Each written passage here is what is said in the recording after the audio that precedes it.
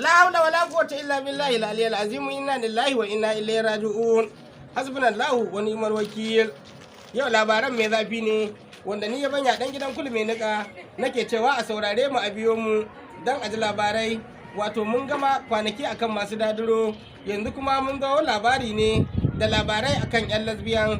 Subhanallahi, shi dai lesbian da luwaɗi wani mummunan hanya ne, kuma wani mummunan abu ne wanda Allah subhanahu wata'ala ya la'anci masu yi. Shi dai luwaɗi akwai lokacin annabi ludu waɗanda aka kifar da su aka juya su gaba ɗaya lokacin da suka damu mutane da luwaɗi. Sai kuma yanzu ga wani masifa ya ƙara kunnowa, wasu ba su bar luwaɗin ba kuma ana lesbian. Mata masu lesbian kwata-kwata za ka ga mace alamun constitution ɗin lesbian guda 3 ne zuwa 4. Idan ka ga mace ta cika zofuna a hannunta hata babban yada sainin ne wato na lesbian. Idan ka ga mace da sarka a kafa, ita ba karya ba, an sarka mata sarka a kafa, alamu ne na lesbian. Idan ka ga mace ta yi sa hudun kunne ratatatata ta daddaka kunni an zuba dan kunne, alamu ne na lesbian.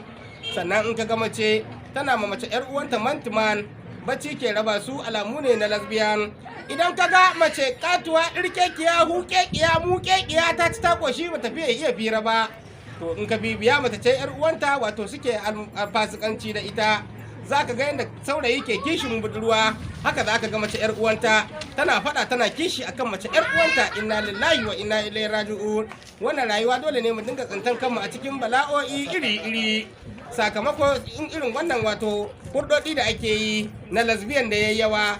Wato wasu zunan ma suna ganin shi mummunan abu ne, sai kuma aka ɗauko lesbian da luwaɗi ya zama mummunan abu a rayuwar yanzu. Kaga yarinya mace yar uwanta wato tana yi mata anko, mace yar uwanta tana sai mata zani, mace yar uwanta tana sai mata takalmi, mace yar uwanta tana sai mata dogon riga da abaya. Su kuma samari sun ce ai suna ganin bala'i da ukuba iri-iri. Akwai samarin dai da dama su basu san ma me ake kira luwaɗi ba, amma mata ƴan uwansu suna musu bakin ciki, suna nima musu ƴan mata masu wato dogayen hanci.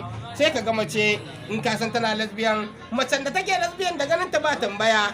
Wayannan alamu dai da na lissafo yana daga cikin constitution na lesbian. Bayan haka sai kuma ka ga an haɗa baki da yarinyan an je ana wankan samari, saboda in lesbian ya zama na bala'i, ya zama na kazanta, yunwan cikin su ma ya ishe su.